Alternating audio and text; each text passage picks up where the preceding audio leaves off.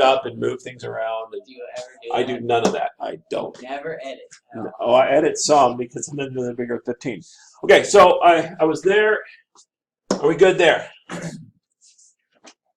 Are we good there?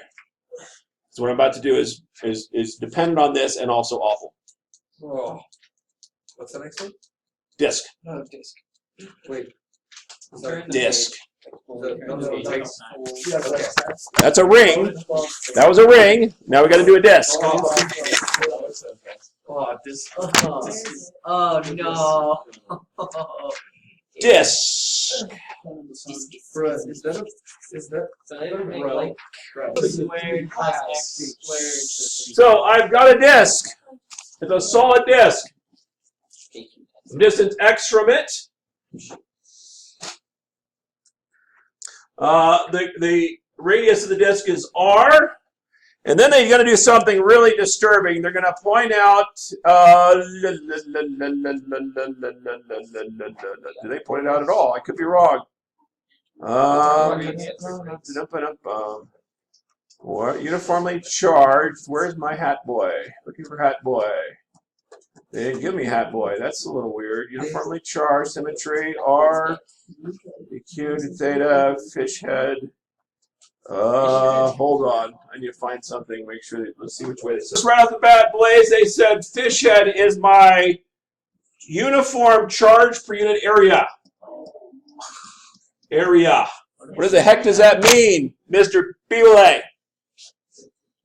It means coulombs per meter squared. Coulombs per meter squared, which means I have how much charge I have per square meter on the surface. Right? Per square meter on the surface, there's that much charge, hat boy. Okay? So go back to the front. They use hat boy for this simile. This is on 12.1. It says area. You're going to write a hat boy, and it's going to be our charge per unit area. This one's going to be huge. Hat boy looks like this. It's also called sigma.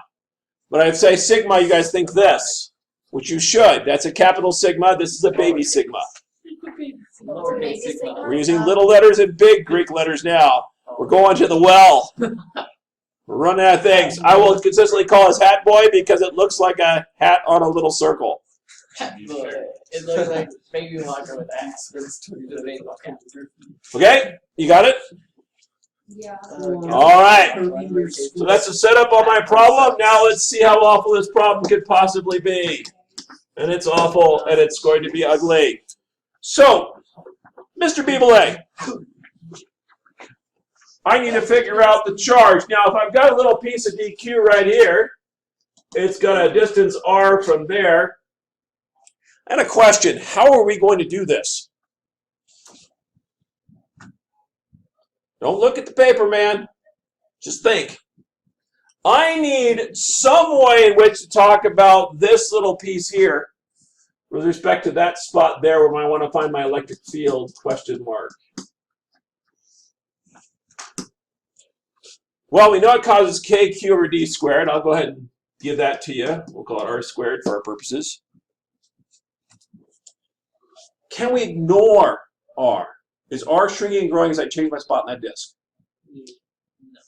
No, if you're using area. Yes. Oh, yeah. Yeah. If you want to use This is closer than this, right? So therefore, I am changing r, so I'm going to have to integrate this thing in spite of my hope not to do it. I'm going to use a little trick. You ready for it? I'm going to say, what if I have a ring? A ring. Do I know what the electric field caused by a ring is? Yeah. What would the electric field caused by a ring be? KQX. KQX over x squared plus a squared to the 3/2 power. Do we agree on that? What? Oh, it's Q for the whole thing, but I'll talk about the Q of this ring, which is not the whole Q of the whole entire thing. It should be a medium-sized thing. Medium size. Dude, it's a big circle. Okay, so here's the problem though, and this is the one you're not going to get unless you think really, really, really, really hard right now. I have a charge per unit area. Hat boy, right? Yeah. Oops. Hat boy. I'm a hat boy. So what is the area of this ring? Now, we said a ring before had no dimensions inside. So I'm going to draw the ring over here. I'm going to give it some dimensions. Now, I'm taking this ring, I'm slicing it out, and I'm taking a look at this ring. What is the area of that ring? Here is where it gets really fun. There, the ring is going to be, if it's small, the smaller it gets, the closer this is, and we're going to do integrate so we can make it infinitely small, is what if I were to cut this and spread it out? What would it look like? Oh. Look like a line, right? Oh my God. And that line would be 2 pi r, right, around the circle. Which would equal L. And then this little piece here would be my Like a difference in little this way dimension, wouldn't it? My change in r, my r, the little bitty piece, as I go from this way, as I start to go out and make bigger and bigger pieces, this had better be a very small piece, right? So this is my change in r if I slice it into little tiny pieces as I'm going out. I'm looking right at Peter's eyes. Anything? I got it. Okay. I'm going to call this little tiny piece my changing r that I want to shrink and minimize when I add them all up.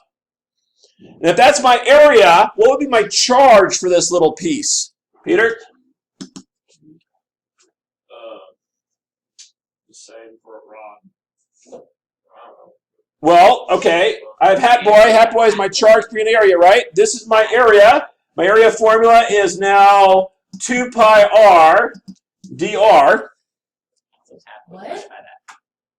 My area of this little slice we just agreed was this 2 pi r, how big my radius is, times however much change in this direction I'm allowing myself to have. Yeah. Okay? I don't like this little Put hat boy on. Ooh, it's fun. Because DR looks like the end. This is the worst one. That needs- Okay, so that's my area. So how do I find my charge? Well, halfway. That's Hat boy times area, right? Hat boy times area. What's the area? 2 pi r d. 2 pi r dr. What's halfway? Charge for unit area. Hat boy is my charge for an area, right? Yeah, but what is halfway? It's going to be a number, like Oh, 4 coulombs per meters cubed. okay. And this is times my area, which I just calculated out to be this weird thing here. So we can also Yes. use all those to figure out halfway, right? Yeah, they could ask you how to find halfway. Oftentimes they'll give you a disk, and it's got an area to it, and it's got a radius. And they'll give you the total charge of the thing, in which case you have to derive halfway. What is this? Let's not do this chapter. We're almost through the hard part. Don't stop now. We got this. Because now that I've got this set up for Q, I can write in my expression, right? Yeah. I'm going to integrate. Starting where, Blaze?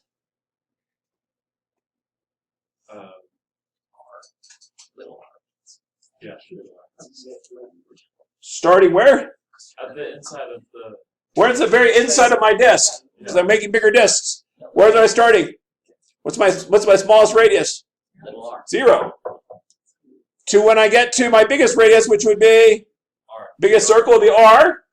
Think R. And now I'm going to plug everything. I got a K. I've got an X. That X is going to be a constant, so I don't have to worry about that too much. My Q, we just said, is hat boy 2 pi r dr. All divided by x squared plus a squared to the 3 halves.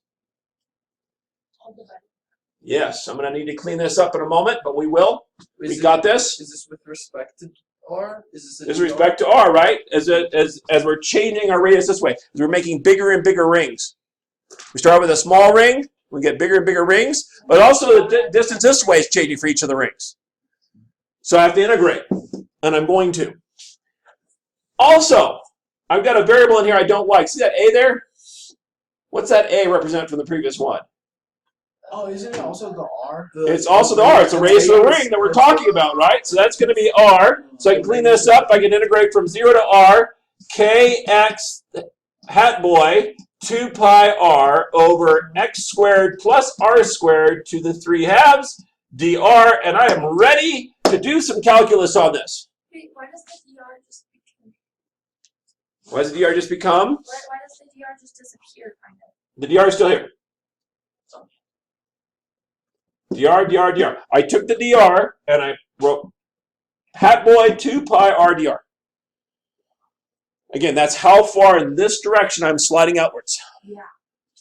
For each section. And I'm going to try to shrink that down to infinity because there's a problem here because these two, the inside and the outside distances aren't the same, right? I'm pretending like it's a rectangle. That's only true if it's really, really small, approaching 0, which is what I do with an integral. And life is good. So I'm solving that problem by doing that here. I'm solving the problem that the radius is changing by making my rings bigger and integrating from 0 distance rings to r distance rings. Yeah. Okay, fortunately we just learned how to do the calculus for this. It's amazing how that works out. Who wants this one? I'm going to make Bernard do it because Bernard doesn't know how to do it. I'm going to give one practice at U substitution before this all gets over with.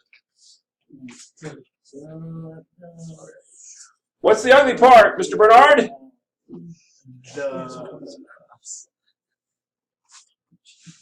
It has something to do with the hat boy, right?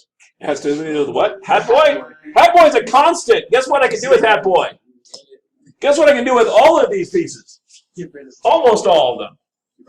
I can pull them all out, right? They're all constants, right? They're all numbers. K is a number, right? K is a number. The distance is a number, so I can pull out X. I can pull out hat boy. I can pull out the 2. I can pull out the pi. I can't pull out the R, which is a problem. I'll leave the R right there. And I've got x squared plus r squared to the 3/2 dr. Right? All those are just numbers over there on the left-hand side, right? All those are constants. So, how do I integrate this, sir? Well, the U is going to be the bottom. Right? I would assume so. R squared. So du is going to equal 2x dx. Is that, oh, I've got an R. Done. R. Oh, 2R. 2R. This should be dr. My bad. Wait, isn't that 2x, 2r? So it should be 2R dr. My bad. But where'd the x go? We're integrating respect to R. Oh, right. So that's just a number, right? That's like a 2. Distance, how far you are from the ring. Yeah. That goes away. It's kind of weird. I fell for it. I hope I didn't throw you guys too badly. R is what we're integrating, right? So that's what we take the derivative respect to. All right. Can I make a 2R? How do you do that, sir? Multiply by 2 inside. 1/2 out in front, which, by the way, cancels out with that one there.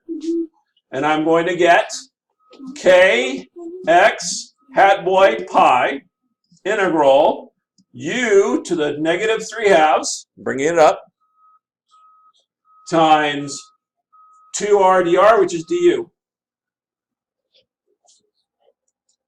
2r dr. Do you want me to do the step in between? Oh no, I just didn't see where you would. Okay. So they integrate, and I get kx hat boy pi. I'm going to get u to the negative 1/2. I have to divide by negative 1/2 plus c. Wait. Oh, yeah. What do we have integrated bounds? We have integrated bounds. We have 0 to r. What am I doing? Ah! So 0 to r. So I have to change that to u. So I put an r in here. Right there. Is that right? Yeah. So this becomes, the top becomes x squared plus r squared. It's a little unfortunate. When I switch to u. And isn't the bottom x squared? And bottom comes x squared. Thank you. About to have a problem. Right? So this becomes u to the negative 1/2 from x squared to x squared plus r squared. Wait, is negative 2 u? Oh, I need a negative 1/2. Yeah, well, negative 1/2 underneath or negative 2. Do you want me to just do negative 2 up front? Is that okay? Okay. All right, and then I'm just going to plug in. So you get negative 2k x hat boy pi over the square root of x squared plus r squared minus negative 2k x hat boy pi over the square root of x squared, which is just going to be x. And that is my electric field caused by a disk. We have one more to go. Does it build off the other ones? No, it does not build off the other ones. That's the good news.